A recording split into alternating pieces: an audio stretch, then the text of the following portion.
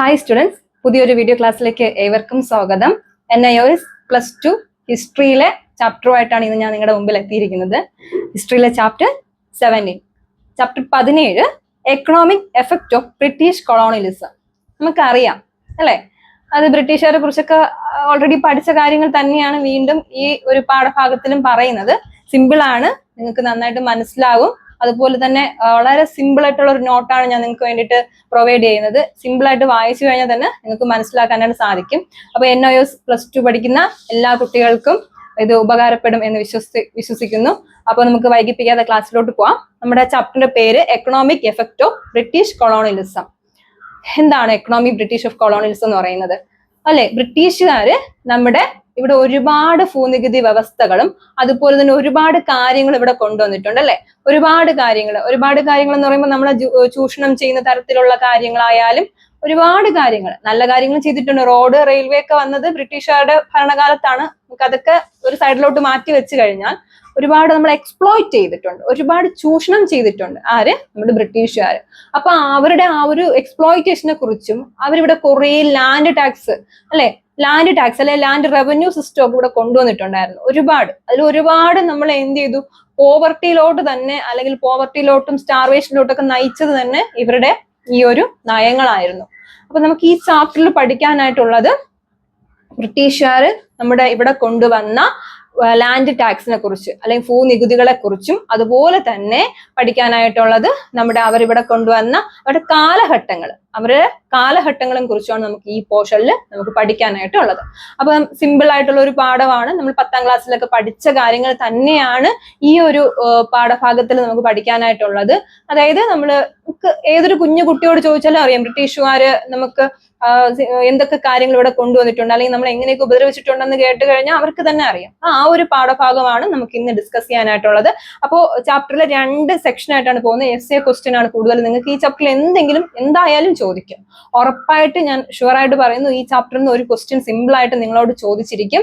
അപ്പോൾ ഇതിൽ നമുക്ക് പഠിക്കാനുള്ളത് റൈറ്റ് വാരി സിസ്റ്റം, മഹൽവാരി സിസ്റ്റം, അതുപോലെ തന്നെ നമ്മുടെ പെർമനന്റ് സെറ്റിൽമെന്റ് അല്ലെങ്കിൽ എന്താണ് ജമീന്ദാരി സിസ്റ്റം, ഇതിനെക്കുറിച്ച് പഠിക്കാനായിട്ടുണ്ട്. പിന്നെ അതുപോലെ തന്നെ ബ്രിട്ടീഷുകാരുടെ ഇവിടുത്തെ എന്താണ് സ്റ്റേജസ്, അവരിവിടെ ഭരിച്ചിരുന്ന കാലഘട്ടത്തിലുള്ള സ്റ്റേജസിനെ കുറിച്ചും നമുക്ക് പഠിക്കാനായിട്ടുണ്ട്. അപ്പൊ നമുക്ക് ആദ്യം വൈകിപ്പിക്കാതെ തന്നെ നമ്മുടെ ജമീന്ദാരി സിസ്റ്റം നമുക്ക് നോക്കാം അല്ലെ. ജമീന്ദാരി സിസ്റ്റം എന്നും പറയാം, അല്ലെങ്കിൽ എന്താണ് ശാശ്വത ഭൂനികുതി വ്യവസ്ഥ അല്ലെങ്കിൽ permanent settlement.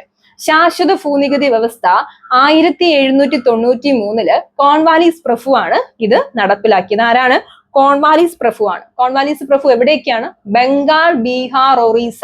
ശ്രദ്ധിച്ചിരിക്കാം, Bengal, Bihar, Orissa എന്നീവിടങ്ങളിൽ Cornwallis പ്രഭു നടപ്പിലാക്കിയ വ്യവസ്ഥയാണ് ശാശ്വത ഭൂനികുതി വ്യവസ്ഥ അല്ലെങ്കിൽ പെർമനന്റ് സെറ്റിൽമെന്റ് എന്ന് പറയുന്നത്. അപ്പൊ പെർമനന്റ് സെറ്റിൽമെന്റ് ആരാണ് കൊണ്ടുവന്നത്? കോൺവാലീസ് പ്രഭു ആണ്. 1793 കൊണ്ടുവന്നത്. ഇവിടെ എന്താ സംഭവിച്ചത്? ജമീന്ദാർമാര് അല്ലെ, ഇവിടെ പ്രയോറിറ്റി ആർക്കാണ്? ജമീന്ദാസിനാണ് അല്ലെ. ജമീന്ദാർമാർ എന്ത് ചെയ്യുകയാണ്? ഭൂമിയുടെ ഉടമസ്ഥാവകാശം ആരുടെ കൈകളിലായി? ജമീന്ദാർമാരുടെ, അല്ലെങ്കിൽ സെമീന്ദാസ്, രണ്ടും പ്രൊണൗൺസിയേഷൻ ഒന്ന് തന്നെയാണ്, സെമീന്ദാസ് അല്ലെങ്കിൽ ജമീന്ദാസ്. ഈ സെമീന്ദാർമാർ എന്ത് ചെയ്യുകയാണ്? നിലത്തിന്റെ അല്ലെങ്കിൽ ഭൂമിയുടെ ഉടമസ്ഥാവകാശം നമ്മുടെ ജമീന്ദാർമാർക്കാണ്. പാവപ്പെട്ട കർഷകർ ആരായിട്ട് മാറുകയാണ്? ഒരു കുടിയാന്മാരായിട്ട് മാറുകയാണ്. വെറും അവകാശം ഒന്നുമില്ല, ആ ഭൂമിയിൽ ഒരുപാട് അധ്വാനിക്കണം, അവർക്ക് എന്തല്ല അവകാശമില്ല, അവർ വെറും ഒരു കുടിയാന്മാരായിട്ട് മാറുന്ന ഒരു കർഷകർക്ക് ഭൂമിയിലുള്ള അവകാശം അല്ലെ, അവരുടെ ഉടമസ്ഥ അവകാശം തന്നെ നഷ്ടപ്പെട്ട ഒരു സെറ്റിൽമെന്റ് അല്ലെങ്കിൽ ഒരു ലാൻഡ് റവന്യൂ സെറ്റിൽമെന്റ് ആയിരുന്നു ഏതെന്ന് പറയുന്നത് ശാശ്വത ഭൂനികുതി വ്യവസ്ഥ എന്ന് പറയുന്നത്. കർഷകരുടെ ജീവിതം തന്നെ എന്ത് ചെയ്തു? മാറ്റിമറിച്ചു. അവർ എന്തിലോട്ട് പോയി? ദാരിദ്ര്യത്തിലോട്ടും അതുപോലെ തന്നെ എന്താണ് പട്ടിണിയിലോട്ടും പോയത് ഈ ശാശ്വത ഭൂനികുതി വ്യവസ്ഥയിലൂടെയാണ്. അപ്പൊ ഒന്നുകൂടെ പറയുന്നു, പെർമനന്റ് സെറ്റിൽമെന്റ് ആണ് അല്ലെ. ശാശ്വത ഭൂനികുതി വ്യവസ്ഥ കൊണ്ടുവന്നത് ആരാണ്? കോൺവാലീസ് പ്രഭു 1793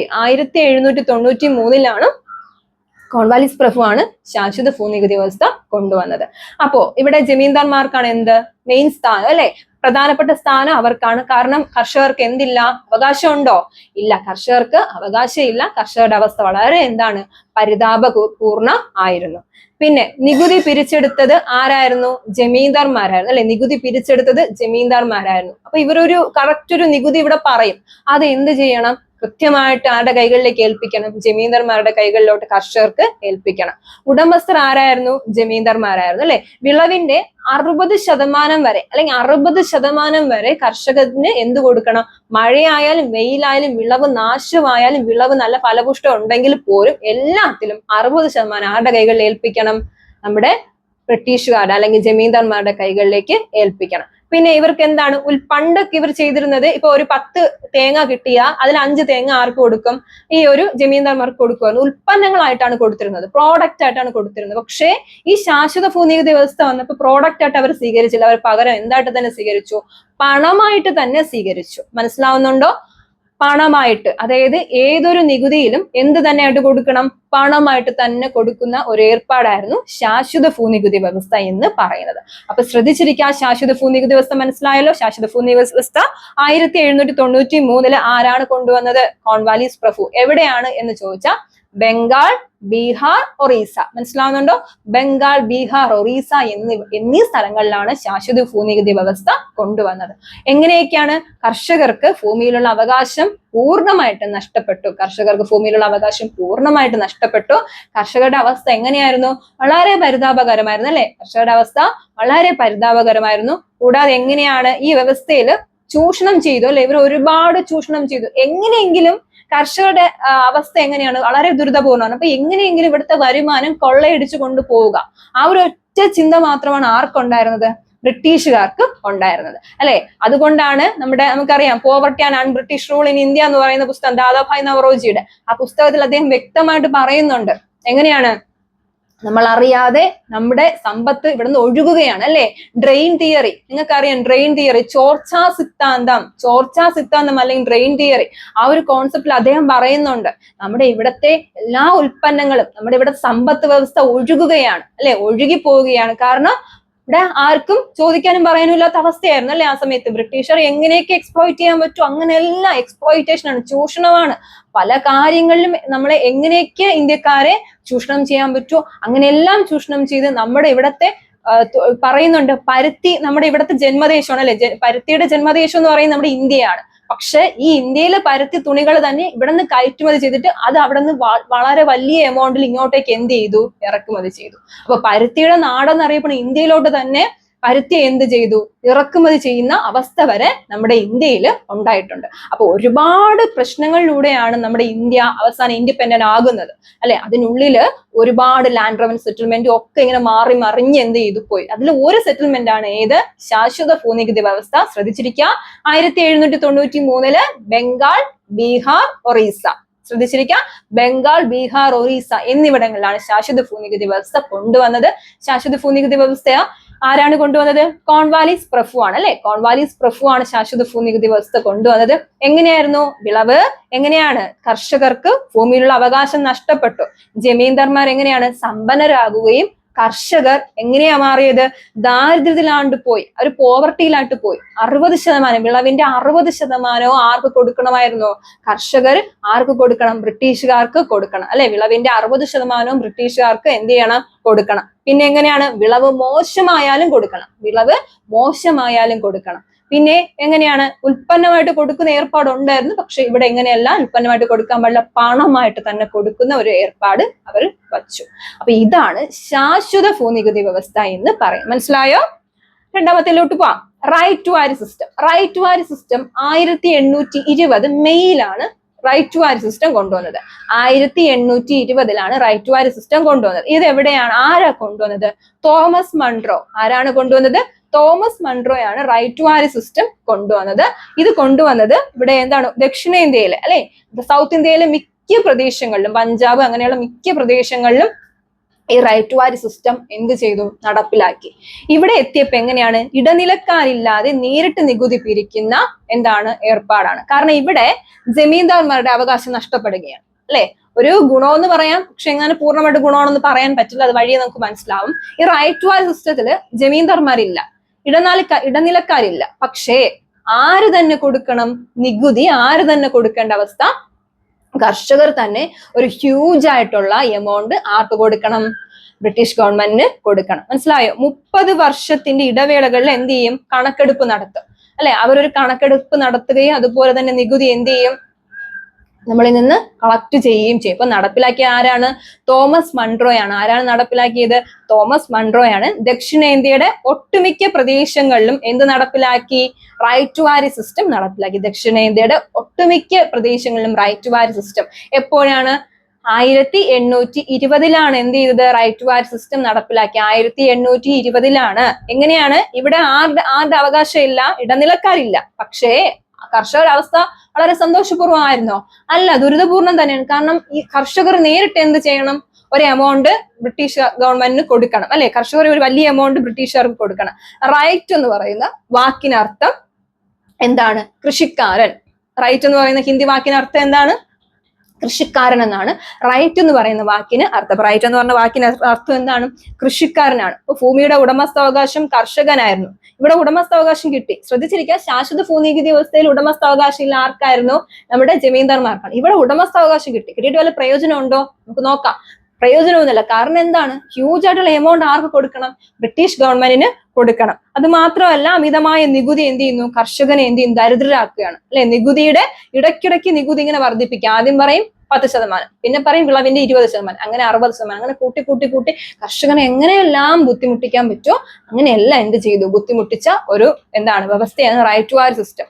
നികുതി ഇടയ്ക്കിടയ്ക്ക് എന്ത് ചെയ്തു? കൂട്ടിക്കൊണ്ടേ ഇരുന്നു. കർഷകരുടെ അവസ്ഥ വളരെ ദുരിതപൂർണമായിരുന്നു, അല്ലെ? കർഷകർ എന്ത് ചെയ്യുന്നുണ്ട്? ഭൂനികുതി എന്ത് ചെയ്യണം? വ്യക്തിപരമായിരുന്നു, കൊടുത്തേ പറ്റൂ, അല്ലെ? നമ്മളിവിടെ കരം കൊടുക്കില്ലേ? നമ്മളെ വീട്ടിൽ നമ്മൾ കരം കൊടുക്കില്ലേ? അത് നിർബന്ധമല്ലേ? നിർബന്ധമായിട്ട് കൊടുത്തേ കഴിയൂ, അല്ലെ? കൊടുത്തേ പറ്റൂ. അങ്ങനെയുള്ള ഒരു ഏർപ്പാടായിരുന്നു ആ സമയത്ത് റൈറ്റ് ടു വാരി സിസ്റ്റത്തിൽ. എങ്ങനെയാണ്? ഹ്യൂജ് ആയിട്ടുള്ള ഒരു എമൗണ്ട് ആർക്ക് കൊടുക്കണം? കർഷകന് കൊടുക്കണം. മനസ്സിലായോ? കർഷകൻ ആർക്ക് കൊടുക്കണം? ഗവൺമെന്റിന് കൊടുക്കണം. കൃഷിക്കാർ ഭൂമിക്ക് നികുതി അവര് നികുതി കൊടുക്കും തോറും അവരുടെ ഭൂമിയിൽ നിന്ന് അവരെ ഇറക്കി വിടാനായിട്ട് പാടില്ല. കാരണം കൊടുത്തുകൊണ്ടേ ഇരിക്കുകയാണ്, അല്ലെ? നികുതി ഇങ്ങനെ കൊടുത്തുകൊണ്ടേ ഇരിക്കുന്നതുകൊണ്ട് അവരെ ഭൂമിയിൽ നിന്ന് എന്ത് ചെയ്യാൻ പറ്റില്ല? ഇറക്കി വിടാൻ കഴിയില്ല. കാരണം ഉടമസ്ഥാവകാശം ആർക്കായിരുന്നു? കർഷകനായിരുന്നു. ഉടമസ്ഥാവകാശം ആർക്കായിരുന്നു? കർഷകന് ആയിരുന്നു. പിന്നെ അടിച്ചമർത്തുന്ന ജമീന്ദാർമാരുടെ ഇടപെടൽ ഇവിടെ എന്ത് ചെയ്യുന്നു? ഇല്ലായിരുന്നു, അല്ലെ? ഇവിടെ അടിച്ചമർത്തുന്ന ജമീന്ദാർമാരുണ്ടോ? ഇല്ല. കാരണം ജമീന്ദാർമാർക്ക് ഭൂമിയിൽ അവകാശമില്ല. അവകാശം ആർക്ക് തന്നെയാണ്? കർഷകർക്കാണ്. പക്ഷേ ഹ്യൂജ് ആയിട്ടുള്ള എമൗണ്ട് ആർക്ക് കൊടുക്കണം? ബ്രിട്ടീഷ് ഗവൺമെന്റിന് കൊടുക്കണം, അല്ലെ? ഒരുപാട് എമൗണ്ട് കൊടുക്കേണ്ടി വരും. കാരണം 60%, 70% ഒക്കെ എമൗണ്ട് ആയിട്ട് അവർക്ക് കൊടുക്കേണ്ടി വരും. ഭയങ്കര ബുദ്ധിമുട്ടായിരുന്നു. കാരണം എല്ലാവർക്കും അതുപോലെ വിളവ് നല്ല ഫലപുഷ്ടമായി കിട്ടണമെന്നില്ല. മഴയത്തോ വെയിലത്തോ ഒക്കെ എന്ത് സംഭവിക്കാം? കൃഷിനാശം ഉണ്ടാവാം, അല്ലെ? വിളനാശം ഉണ്ടാകാം. ആ സമയത്ത് അവർക്ക് കൊടുക്കാനായിട്ട് കഴിയാതെ വന്നു. അങ്ങനെ വളരെ ബുദ്ധിമുട്ടിലൂടെയാണ് എന്ത് പോയത്? കർഷകരുടെ അവസ്ഥ വളരെ പരിതാപപൂർണമായിരുന്നു, അല്ലെ? ഇടനിലക്കാരെങ്ങനെയാണ്? കർഷകർ എന്താണ് ഈ കർഷകർക്ക് ഇടയിൽ ഇടനിലക്കാരില്ല എന്നേ ഉള്ളൂ. പക്ഷെ ജീവിതം വളരെ എന്തായിരുന്നു? ദുരിതപൂർണം ആയിരുന്നു. അപ്പൊ മനസ്സിലാവുന്നുണ്ടോ? റൈറ്റ് ടു വാരി സിസ്റ്റം. റൈറ്റ് ടു വാരി സിസ്റ്റം എന്ന് പറയുമ്പോൾ ഏത് വർഷമാണ്? 1820 റൈറ്റ് ടു വാരി സിസ്റ്റം നടപ്പിലാക്കിയത്. റൈറ്റ് ടു വാരി സിസ്റ്റം എവിടെയാണ് നടപ്പിലാക്കിയത്? ദക്ഷിണേന്ത്യയിലെ മിക്ക പ്രദേശങ്ങളിലും റൈറ്റ് ടു വാരി സിസ്റ്റം നടപ്പിലാക്കി. ആരാണ്? Thomas Munro. ആരാണ് നടപ്പിലാക്കിയത്? തോമസ് മൺട്രോയാണ് റൈറ്റ് ടു വാരി സിസ്റ്റം നടപ്പിലാക്കിയത്. തോമസ് മൺട്രോ നടപ്പിലാക്കിയ ഈ റൈറ്റ് ടു വാരി സിസ്റ്റത്തിന്റെ സവിശേഷതകൾ എങ്ങനെയായിരുന്നു? കർഷകർക്ക് ഉടമസ്ഥാവകാശം കിട്ടി, അല്ലെ? റൈറ്റ് ടു വാരി സിസ്റ്റത്തിൽ എത്തിയപ്പോ കർഷകർക്ക് ഉടമസ്ഥാവകാശം കിട്ടി. പകരം എന്താ ചെയ്യേണ്ടിയിരുന്നത്? ഒരു വലിയ എമൗണ്ട് നികുതിയായിട്ട് എന്ത് ചെയ്യണം? കർഷകർ കൊടുക്കണം, ഗവൺമെന്റിന് കൊടുക്കണം. കൊടുത്താൽ മാത്രം മതിയോ? അല്ലെ? ഇവർക്ക് വിള നഷ്ടമായാലും അതല്ലെങ്കിൽ വിള നന്നായിട്ട് പോയാലും ഇല്ല എങ്കിൽ എന്ത് കൊടുക്കണം? നികുതി കൊടുക്കണം. പലർക്കും എന്ത് ചെയ്യാൻ പറ്റിയില്ല? നികുതി കൊടുക്കാനായിട്ട് സാധിച്ചോ? ഇല്ല, സാധിച്ചില്ല. കാരണം ദാരിദ്ര്യം, അല്ലെ? വളരെ ദാരിദ്ര്യം, അതുപോലെ പട്ടിണി, ഇങ്ങനെയൊക്കെ ഉള്ള സമയത്തും ഇവരെ ആഗ്രഹിക്കുന്ന പോലെ വിളവ് എന്തില്ല, അതിൽ നിന്ന് കിട്ടിയില്ലെങ്കിൽ പോലും ഇവർക്ക് എന്ത് കൊടുക്കണം? അല്ലെ? എന്തിലോ കൊടുക്കണം? ഗവൺമെന്റിന് കരം കൊടുക്കണം, അല്ലെങ്കിൽ നികുതി കൊടുക്കണം. അങ്ങനെ ഇവരുടെ ജീവിതം വളരെ ദുരിതപൂർണമായിരുന്നു. പലരും പട്ടിണിയിലും ദാരിദ്ര്യത്തിലും ആണ്ടുപോയി, അല്ലെ? ഒരു എമൗണ്ട് കൃത്യസമയത്ത് എന്ത് ചെയ്യും? കണക്കെടുപ്പ് നടത്തും. ആ സമയത്ത് കൃത്യമായിട്ട് ആ നിശ്ചിത എമൗണ്ട് കൊടുക്കണം, അല്ലെ? നികുതി കൊടുക്കാത്ത പക്ഷം അവർക്ക് വളരെ ബുദ്ധിമുട്ടുള്ളൂ. പക്ഷെ അവർ കുടിയൊഴിപ്പില്ല. കാരണം നികുതി കൊടുത്തുകൊണ്ടേ ഇരുന്നാൽ അവരുടെ ഭൂമിയിൽ നിന്ന് അവരെ ഇറക്കി വിടില്ല. അങ്ങനെയുള്ള ഒരു സിസ്റ്റം ആയിരുന്നു ഇത് റൈറ്റ് ടു വാരി സിസ്റ്റം എന്ന് പറയുന്നത്. പിന്നെ വരുന്നത് മഹൽവാരി സിസ്റ്റം. 1822 മഹൽവാരി സിസ്റ്റം. ആരാണ്? ഹോൾട്ട് മക്കൻസി ആണ് എന്ത് ചെയ്തത്? റൈറ്റ് ടു വാരി സിസ്റ്റം 1822 അവതരിപ്പിച്ചത്. പക്ഷെ 1833 ആയപ്പോൾ അത് വില്യം ബെന്റിക് എന്ത് ചെയ്തു? ഒന്നുകൂടെ പരിഷ്കരിക്കുകയാണ്. അപ്പം വില്യം ബെന്റിക് ആണ് എന്ത് കൊണ്ടുവരുന്നത്? മഹൽവാരി സിസ്റ്റം കൊണ്ടുവരുന്നത്. 1833 വില്യം ബെന്റിക് അത് എന്ത് ചെയ്യുന്നു? പരിഷ്കരിക്കുന്നു. ഇത് വടക്ക് പടിഞ്ഞാറിന്റെ പ്രവിശ്യകളിലാണ് എന്ത് കൊണ്ടുവന്നത്? മഹൽവാരി സിസ്റ്റം എന്ന് കൊണ്ടുവന്നു. മഹൽ എന്ന് പറയുമ്പോൾ ഭൂമി എന്നാണ് അല്ലെ അർത്ഥം. അപ്പൊ മഹൽവാരി സിസ്റ്റം എവിടെ കൊണ്ടുവന്നത്? വടക്ക് പടിഞ്ഞാറൻ അല്ലെ വടക്ക് പടിഞ്ഞാറൻ സ്ഥലങ്ങളിലാണ് എന്ത് കൊണ്ടുവന്നത്? മഹൽവാരി കൊണ്ടുവന്നത്, അല്ലെങ്കിൽ മഹൽവാരി സിസ്റ്റം കൊണ്ടുവന്നത്. പിന്നെ ഇവിടെ ആരാണ് മഹൽവാരി സിസ്റ്റത്തില് നികുതി പിരിച്ചെടുത്തത്? ഗ്രാമത്തലവരായിരുന്നു. മഹൽവാരി സിസ്റ്റത്തിൽ നികുതി പിരിച്ചെടുത്തത് ആരായിരുന്നു? ആരാണ്? ഗ്രാമത്തലവന്മാരാണ്. നികുതി നിരക്ക് അമിതമായിരുന്നു. നികുതി നിരക്ക് എങ്ങനെയാണ്? അമിതമാണ്. ഒരു വലിയ എമൗണ്ട് നികുതി കൊടുക്കണം. ചെറുതൊന്നാണോ? അല്ല, ചെറുതൊന്നും അല്ല, വലിയ എമൗണ്ട് നികുതി എന്ത് ചെയ്യണം? കൊടുക്കണം. പിന്നെ മുഴുവൻ ഗ്രാമത്തെ മഹലായിട്ട് എന്ത് ചെയ്യുന്നു? തരംതിരിക്കുകയും ഭൂമി വരുമാനം നൽകുന്നതിനായി ഒരു യൂണിറ്റായി കണക്കാക്കുകയും ചെയ്തു. ശ്രദ്ധിച്ചിരിക്കുക വരി. അതാണ് മുഴുവൻ ഗ്രാമത്തെയും മഹലായി തരംതിരിക്കുക. മഹൽ എന്ന് പറഞ്ഞാൽ എന്താണ്? സ്ഥലം അല്ലെ? മഹലായി തരംതിരിക്കുകയും ഭൂമി വരുമാനം നൽകുന്നതിനായി ഒരു യൂണിറ്റായി കണക്കാക്കുകയും ചെയ്തു. മനസ്സിലാവുന്നുണ്ടോ? അപ്പൊ ഈ ഒരു ഗ്രാമത്തലവന്മാരാണ് ഇവിടെ നികുതി പിരിച്ചെടുത്ത് ആർക്ക് കൊടുത്തിരുന്നത്? ബ്രിട്ടീഷ് ഗവൺമെന്റിന് കൊടുത്തിരുന്നത്. മഹൽവാരി സമ്പ്രദായത്തിലുള്ള വരുമാനം എന്ത് ചെയ്തു? പരിഷ്കരിക്കുകയൊക്കെ ചെയ്തു. പിന്നെ ഒരുപാട് സവിശേഷതകളുണ്ട്. എങ്ങനെയാണ് നോക്കിക്കേ. എന്താണ്? ഒരു മൂല്യനിർണ്ണയത്തിന്റെ അടിസ്ഥാനത്തിലൊക്കെ എന്ത് ചെയ്യുന്നു? ഉൽപ്പന്നങ്ങളായിരുന്നു. പിന്നെ ചിലപ്പോൾ എന്താണ്? ഒന്നോ അതിലധികമോ ഗ്രാമങ്ങൾ ചേർന്നാണ് മഹൽ രൂപീകരിച്ചത്. കൃഷി വ്യക്തിഗതമായി ചെയ്തു. ഭൂമിയുടെ വരുമാനം കൂട്ടായി നൽകണം. അപ്പൊ ഒരു പ്രദേശത്തെ എന്താണ്? മഹലായിട്ട് തിരിക്കുകയാണ്. ഒരു പ്രദേശത്തെ മഹലായിട്ട് തിരിച്ചു അവിടുത്തെ ടാക്സ് ആരുടെ കയ്യിൽ? ആരാണ് പിരിച്ചെടുത്തിരുന്നത്? ഗ്രാമത്തലവന്മാരാണ് പിരിച്ചെടുത്തിരുന്നത്. ആരാണ്? ഗ്രാമത്തലവന്മാരാണ്. വില്യം ബെന്റിക് പ്രഭു ആണ് 1833 മഹൽവാരി സിസ്റ്റത്തെ എന്ത് ചെയ്തത്? പരിഷ്കരിച്ചത്. മനസ്സിലാവുന്നുണ്ടോ? പരിഷ്കരിച്ചത്. പിന്നെ എന്താണ്? വ്യത്യസ്ത മണ്ണ് ക്ലാസുകൾക്ക് ശരാശരി എന്താണ് എന്ന ആശയം അവതരിപ്പിച്ചു. അപ്പൊ ശരാശരി വാടക എന്നുള്ള ആശയമൊക്കെ എന്ത് ചെയ്തു? അവതരിപ്പിച്ചു. കാരണം ഇവിടെ വേറൊന്നുമല്ല, ഒരു പ്രദേശത്തെ എന്ത് ചെയ്യുന്നുണ്ട്? മൊത്തമായിട്ട് എന്ത് ചെയ്യുന്നു? പിരിച്ചെടുക്കുന്നു അല്ലെ? ഗ്രാമത്തലവന്മാർ എന്ത് ചെയ്യുന്നു? നികുതി പിരിച്ചെടുക്കുന്ന രീതിയാണ് മഹൽവാരി സിസ്റ്റം എന്ന് പറയുന്നത്. അപ്പൊ 3 സിസ്റ്റമാണ് അല്ലെ? ഏതൊക്കെയാണ്? മഹൽവാരി സിസ്റ്റം, റൈറ്റ് വാരി സിസ്റ്റം ആൻഡ് പെർമനന്റ് സെറ്റിൽമെന്റ് അല്ലെങ്കിൽ ശാശ്വത ഭൂനികുതി വ്യവസ്ഥ. അതായത് ആരാ കൊണ്ടുവന്നത്? കോൺവാലിസ് പ്രഭു. അവിടെ ആർക്കാണ് പ്രാധാന്യം? ജമീന്ദാർമാർക്കാണ് പ്രാധാന്യം. അപ്പൊ ഇത് 3ഉമാണ് നമ്മുടെ ഈ ചാപ്റ്ററിൽ 1ാമത്തെ ക്വസ്റ്റ്യനിൽ നിങ്ങൾക്ക് പഠിക്കാനുള്ള സബ് ക്വസ്റ്റ്യൻ ആണ് ഞാൻ പറഞ്ഞ ഈ റൈറ്റ് വാരി ഒക്കെ. മനസ്സിലാവുന്നുണ്ടോ? ഒരു SC ക്വസ്റ്റ്യൻ ആയിട്ടൊക്കെ നിങ്ങൾക്ക് ചോദിക്കാൻ വളരെ ചാൻസ് കൂടുതലാണ്. ഓക്കെ, ഇനി അടുത്തതെന്ന് പറയുന്നത് നമ്മുടെ ബ്രിട്ടീഷ് കോളനി വൽക്കരണത്തിന് 3 ഘട്ടങ്ങളുണ്ട്. അടുത്ത ക്വസ്റ്റ്യൻ എന്ന് പറയുമ്പോൾ എന്താണ്? ബ്രിട്ടീഷ് കോളനി വൽക്കരണത്തിന്റെ 3 ഘട്ടങ്ങൾ. ഘട്ടങ്ങൾ എങ്ങനെയൊക്കെ വിളിക്കാം? മെർക്കന്റലിസ്റ്റ് ഘട്ടം അല്ലെ? മെർക്കന്റലിസ്റ്റ് ഘട്ടം, അതുപോലെ തന്നെ സ്വതന്ത്ര വ്യവസായിക മുതലാളിത്തം, 3ാമത്തെ ഘട്ടം ധനകാര്യ മുതലാളിത്തം. അങ്ങനെ 3 ഘട്ടങ്ങളാണ് ഉള്ളത്. ഏതൊക്കെയാണ്? ഒന്ന് മെർക്കന്റലിസ്റ്റ് ഘട്ടം അല്ലെ? മെർക്കന്റലിസ്റ്റ് ഘട്ടം, പിന്നെ സ്വതന്ത്ര വ്യവസായിക മുതലാളിത്തം, പിന്നെ ധനകാരിക മുതലാളിത്തം. ശ്രദ്ധിച്ചിരിക്കുക. 1ാമത്തെ ഘട്ടം എന്താണ്? മെർക്കന്റലിസ്റ്റ് ഘട്ടം. 2ാമത്തത് സ്വതന്ത്ര വ്യവസായിക മുതലാളിത്ത ഘട്ടം. 3ാമത്തത് ധനകാര്യ മുതലാളിത്തം. അപ്പൊ ഇവിടെ ഈ ഒരു ഘട്ടത്തില് നമുക്കറിയാം ബ്രിട്ടീഷുകാർ ഒരുപാട് കുറുക്കന്റെ ബുദ്ധിയുള്ളവരായിരുന്നു അല്ലെ? എങ്ങനെയൊക്കെ എന്ത് ചെയ്യാൻ പറ്റും? ഇവിടെ നിന്ന് നമ്മുടെ വിഭവങ്ങൾ ചോർത്തിക്കൊണ്ട് പോകാം എന്നുള്ള ഒരു രീതിയിലാണ് ബ്രിട്ടീഷുകാർ പ്രവർത്തിച്ചത്. അതിനുവേണ്ടി അവർ ഏതറ്റം വരെയും എന്ത് ചെയ്യും? പോകാം എന്നുള്ള ഒരവസ്ഥയായിരുന്നു. അപ്പൊ ഈ ബ്രിട്ടീഷുകാരുടെ ഈ ഘട്ടത്തെ എങ്ങനെയൊക്കെയാണ് തിരിച്ചത്? ഒന്നുകൂടെ പറയാം. മെർക്കന്റലിസ്റ്റ് ഘട്ടം, സ്വതന്ത്ര വ്യവസായ ഘട്ടം, ധനകാര്യ മുതലാളിത്തം. അങ്ങനെ 3 ഘട്ടങ്ങളായിട്ട് തിരിക്കുന്നുണ്ട്. അപ്പൊ ഇവിടെ നോക്കാം. ഫസ്റ്റ് സ്റ്റേജ് അല്ലെ? ഫസ്റ്റ് സ്റ്റേജ് എന്ന് പറയുമ്പോൾ ആ ഇയേഴ്സ് ഒന്ന് എഴുതിയെടുത്തു. 1757 1813 വരെയുള്ള കാലഘട്ടത്തെയാണ് മെർക്കന്റലിസ്റ്റ് ഘട്ടം എന്ന് പറയുന്നത്. അപ്പൊ മെർക്കന്റലിസ്റ്റ് ഘട്ടം എന്ന് പറയുമ്പോൾ ഇവരിവിടെ ചെയ്തത് ഫസ്റ്റത്തെ ഘട്ടം, അവരുടെ ആ ഒരു അവകാശം അല്ലെങ്കിൽ അവരുടെ ഒരു അധികാരം ഇവിടെ അടിയുറപ്പിക്കുകയാണ്. ആ ഘട്ടത്തെ എന്തെന്ന് വിളിക്കുന്നു? മെർക്കന്റലിസ്റ്റ് ഘട്ടം എന്ന് വിളിക്കുന്നു. മെർക്കന്റലിസ്റ്റ് ഘട്ടം എന്ന് പറയുമ്പോൾ അവിടെ എന്താ? പ്രത്യക്ഷമായിട്ടുള്ള കവർച്ച. എന്ന് വെച്ചാൽ പ്രത്യക്ഷമായ കവർച്ച എന്ന് പറയുമ്പോൾ എന്താണ്? നമ്മുടെ ഇവിടെ ഉള്ള വിഭവങ്ങൾ എന്ത് ചെയ്യുന്നുണ്ട്? കയറ്റുമതി ചെയ്തുകൊണ്ട് പോകുന്നു. അതാണ് പ്രത്യക്ഷമായ കവർച്ച. ഇവിടെയുള്ള വിഭവങ്ങൾ അവർ എന്ത് ചെയ്യുന്നു? ഓരോ രീതികളിലൂടെ ചൂഷണം ചെയ്തൊക്കെ കൊണ്ടുപോകുന്ന അവസ്ഥ. അതാണ് മെർക്കന്റലിസ്റ്റ് ഘട്ടം എന്ന് പറയുന്നത്. അതായത് ഇവിടെയുള്ള അസംസ്കൃത വസ്തുക്കൾ ശേഖരിക്കുകയാണ്. അതാണ് ഞാൻ തുടക്കത്തിൽ പറഞ്ഞ പരുത്തി അല്ലെ? ഇവിടെയുള്ള അസംസ്കൃത വസ്തുക്കൾ അവർ എന്ത് ചെയ്തു? ശേഖരിച്ചു കൊണ്ട് പോവുകയാണ്. കച്ചവട കുത്തക സ്ഥാപിക്കുകയാണ്. കച്ചവട കുത്തക എന്ന് പറയുമ്പോൾ അവരൊന്ന് അടി ഉറയ്ക്കാൻ വേണ്ടിയിട്ടുള്ള ഘട്ടത്തെയാണ് എന്ത് വിളിക്കുന്നത്? മെർക്കന്റലിസ്റ്റ് ഘട്ടം എന്ന് വിളിക്കുന്നത്. അപ്പോൾ ബ്രിട്ടീഷ് കോളനി വൽക്കരണത്തിന് 3 ഘട്ടങ്ങൾ ഏതൊക്കെയാണ്? മെർക്കന്റലിസ്റ്റ് ഘട്ടം, സ്വതന്ത്ര വ്യവസായ മുതലാളിത്ത ഘട്ടം, ധനകാര്യ മുതലാളിത്ത ഘട്ടം. അപ്പൊ ഇവിടെ 1757 മുതൽ 1813 വരെയുള്ള കാലഘട്ടത്തെയാണ് മെർക്കന്റലിസ്റ്റ് ഘട്ടം എന്ന് പറയുന്നത്. ഇവിടെ എത്തിയപ്പോൾ എന്താ സംഭവിച്ചത്? അസംസ്കൃത വസ്തുക്കൾ ശേഖരിക്കുകയാണ്. അസംസ്കൃത വസ്തുക്കൾ ശേഖരിക്കുന്ന ഒരു ഘട്ടമാണ് എന്തെന്ന് വിളിക്കുന്നത്? നമ്മുടെ മെർക്കൻലിസ്റ്റ് ഘട്ടം എന്ന് വിളിക്കുന്നത്. അപ്പോൾ അസംസ്കൃത വസ്തുക്കൾ ശേഖരിക്കുന്ന ഘട്ടമാകുമ്പോൾ ഇവർക്ക് എങ്ങനെയാണ്, ഇവർ ചിന്തിക്കുന്നതിലും അപ്പുറമായിട്ടുള്ള വിഭവങ്ങൾ നമ്മുടെ ഇവിടെ ഉണ്ടായിരുന്നു അല്ലെ. ഇന്ത്യ സമ്പന്നമായ ഒരു എന്താണ് മിശ്ര സമ്പദ് വ്യവസ്ഥയാണെങ്കിൽ പോലും ഒരുപാട് ഉൽപ്പന്നങ്ങൾ നമ്മുടെ ഇവിടെ ഇന്ത്യയിൽ ഉണ്ടായിരുന്നു. അത് ഓരോന്നായിട്ട് അവർ എന്ത് ചെയ്തു, ശേഖരിച്ചു കൊണ്ടേ പോകുന്ന ഒരു ഘട്ടമാണ് അസംസ്കൃത വസ്തു ഘട്ടം എന്ന് പറയുന്നത്. അപ്പൊ ഇവിടെയുള്ള അവരുടെ തുടക്കം തന്നെ അവർ ആദ്യം അടിയുറപ്പിച്ചത് ഇവിടെയുള്ള പരുത്തി, അതുപോലെ തന്നെ കുരുമുളക്, അതുപോലെ തന്നെ കശുവണ്ടി, ഇങ്ങനെയുള്ള കാര്യങ്ങളെല്ലാം അവർ എന്ത് ചെയ്യുന്നു, ഇവിടെ നിന്ന് കയറ്റുമതി ചെയ്യുന്നു. സുഗന്ധവ്യഞ്ജനങ്ങളുടെ നാടാണ് അല്ലെ.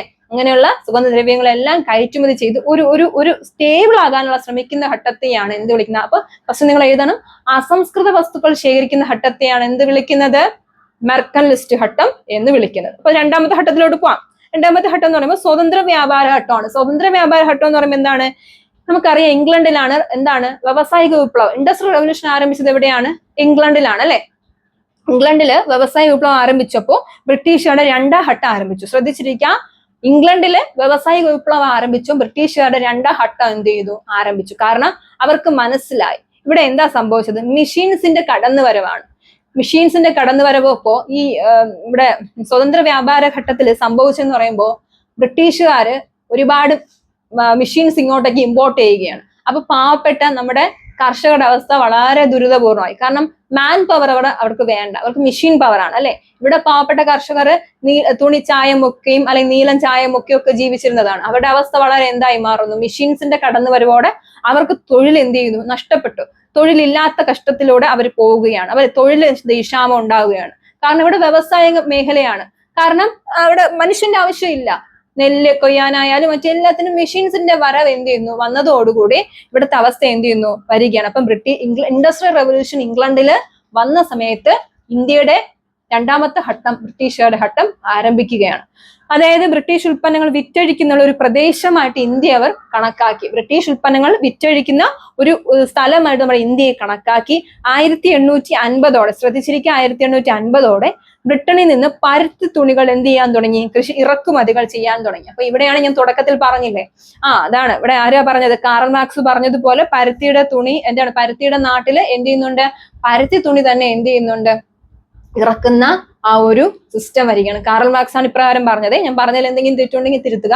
കാറൽ മാർക്സ് പറഞ്ഞതുപോലെ പരുത്തിയുടെ നാട്ടില് എന്ത് ചെയ്യുന്നുണ്ട്, പരുത്തിയുടെ പ്രളയം തന്നെ ബ്രിട്ടീഷുകാർ എന്ത് ചെയ്തു, സൃഷ്ടിച്ചെടുക്കും. കാരണം നമ്മുടെ ഇവിടുത്തെ പ്രോഡക്റ്റുകൾ കൊണ്ടുപോയിട്ട് അമിതമായിട്ട് വിലക്ക് ഇങ്ങോട്ടേക്ക് എന്ത് ചെയ്തു, ഇറക്കുമതി ചെയ്ത ഘട്ടത്തെയാണ് എന്ത് വിളിക്കുന്നത്, സ്വതന്ത്ര വ്യാപാര വ്യവസായ ഘട്ടം എന്ന് വിളിക്കുന്നത്. അപ്പൊ രണ്ടാമത്തെ ഘട്ടത്തിൽ ഇവിടെ മനുഷ്യന്റെ തൊഴിലുകളെല്ലാം എന്ത് ചെയ്യാണ്, നഷ്ടപ്പെടുകയാണ്. കാരണം മനുഷ്യന്റെ തൊഴിലുകൾ ചെയ്യാനുള്ള ആ സ്ഥാനത്ത് ആരെത്തുകയാണ്, മെഷീൻസ് എത്തുകയാണ്. മെഷീൻസ് എത്തിയപ്പോൾ കർഷകരുടെ അവസ്ഥ വളരെ ദുരിതപൂർണമായി. കർഷകരുടെ അവസ്ഥയിൽ എന്ത് ചെയ്തു, ബുദ്ധിമുട്ടുകൾ സൃഷ്ടിക്കുകയുണ്ടായി.